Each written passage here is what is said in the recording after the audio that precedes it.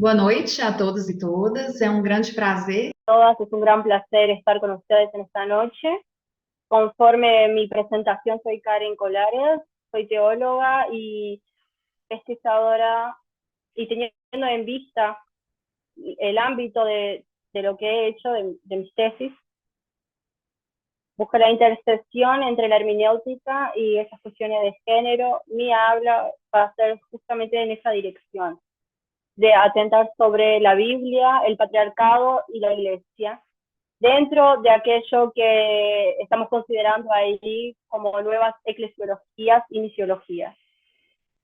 Como sabemos, al respecto del carácter orgánico de la Iglesia, ella sigue siendo una institución social y siendo perpasada por presupuestos que muchos tienen como sus características como el cuerpo de Cristo. Ella puede cuestionar el norte de la sociedad, de su direccionamiento en pleno uso de su voz profética, la cual no trata apenas de discursos, pero también de prácticas.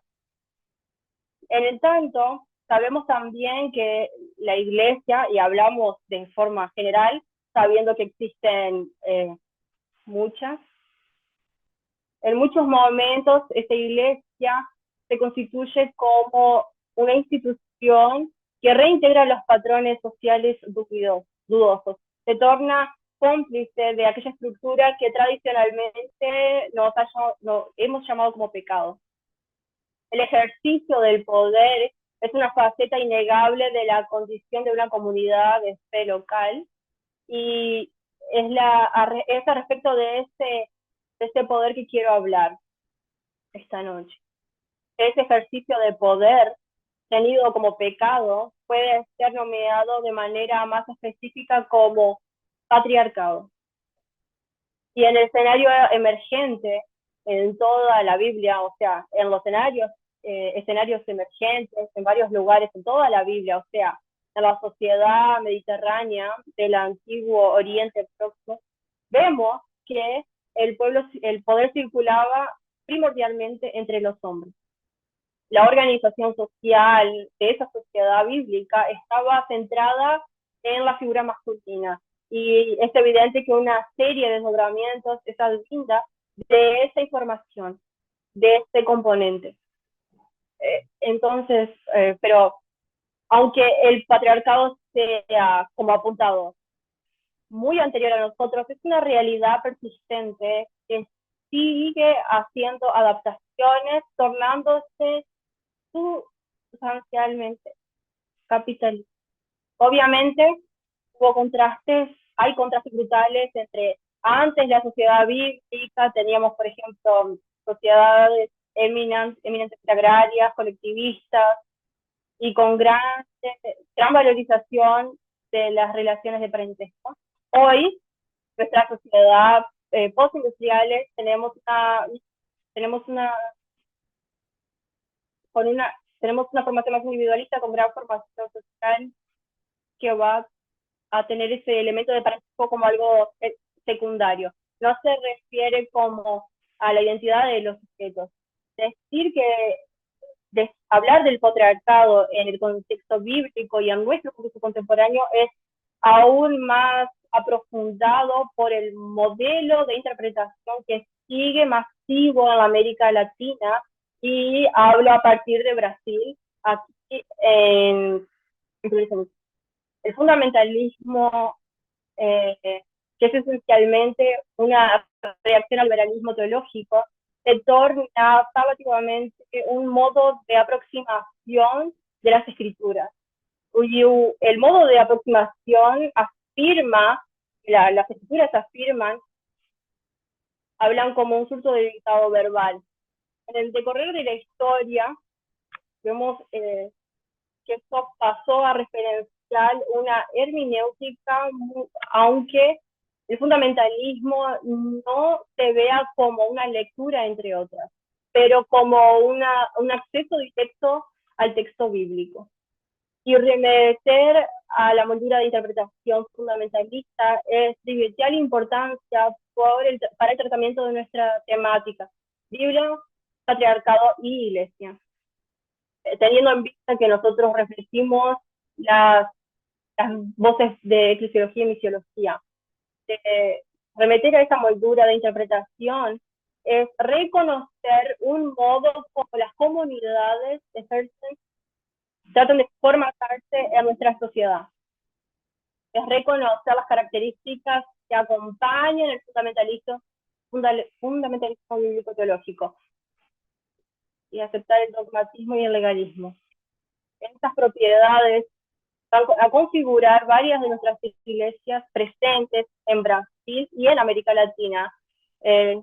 Hay como configurar a partir de los modelos pastorales. Entonces esa inserción teológica en función de todo esto es lo que fundamenta la pelea entre fundamentalismo y esa lucha por los derechos de las mujeres. Cuando tenemos la impresión de que esa lucha se está tranquilizando, somos sorprendidos por quienes acompañan las medias sociales, por un nuevo video, un nuevo post, un nuevo tweet, que confirman el hecho de que el patriarcado es una marca que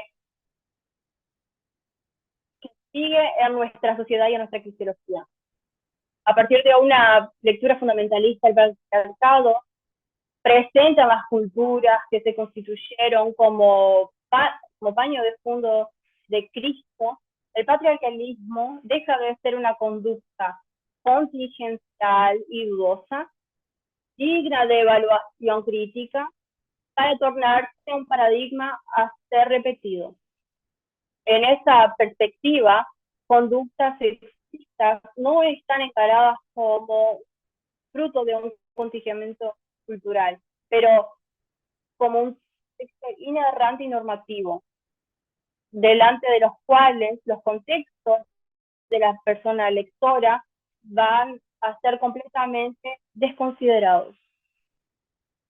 Pero no raramente, en términos de eclesiología, la distribución de dones del Espíritu Santo, que deberían ser democráticas y no generificadas, se depara con el levantar de barreras que ya fueron derribadas.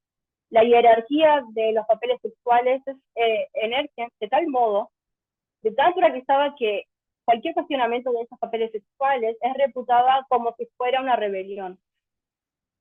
Y si vos, entre tanto, pensás por un momento que un problema de ese patriarcado puede ser sanada como con un mayor número de ordenaciones femeninas, vemos que no es por ahí. Sabemos que aunque esas funciones específicas han sido verbadas a las mujeres, su presencia y actuación, mismo en iglesias tradicionales, es masiva y innegable.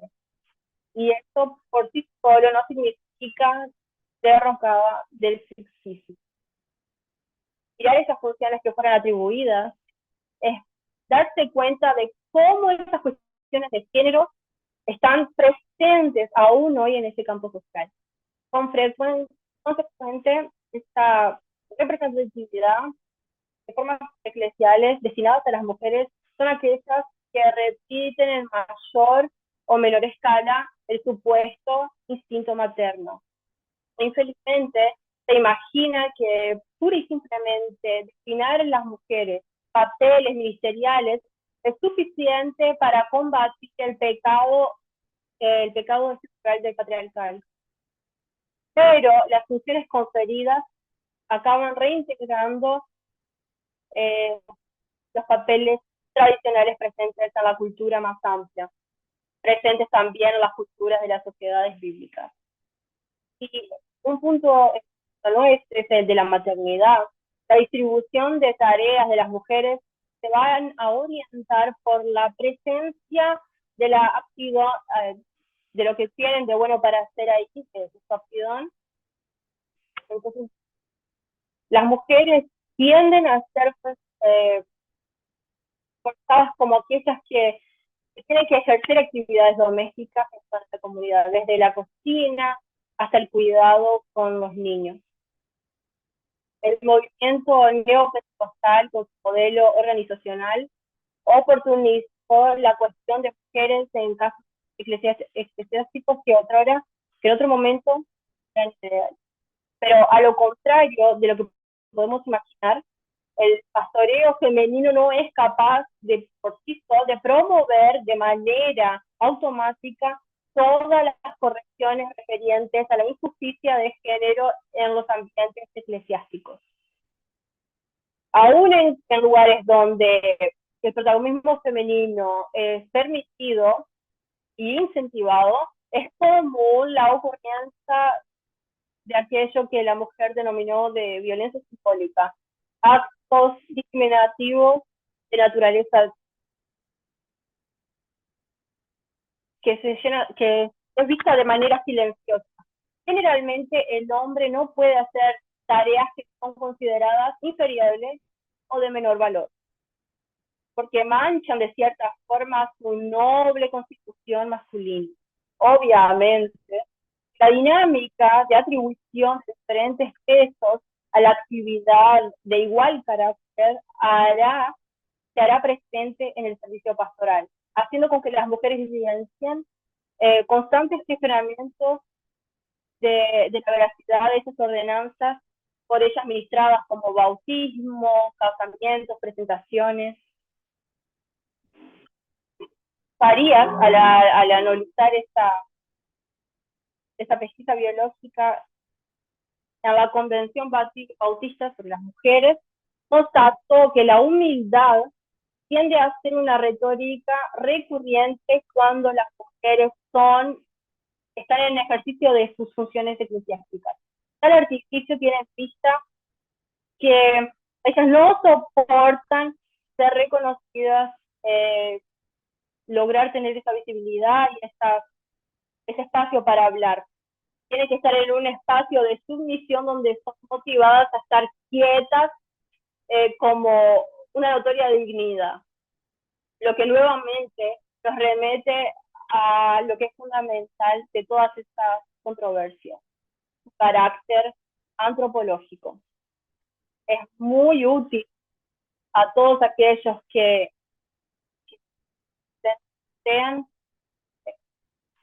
funciones eclesiásticas de dominación, que la humildad y humillación sea confundida, de forma que lleguemos a deputar como humilde que se somete a situaciones deplorables, lo que incluye silenciarse ante algunas situaciones adversas. La pregunta entonces que tenemos esta noche es aquella sobre el efecto psicológico, psíquico, de someterse a tamaña violencia simbólica.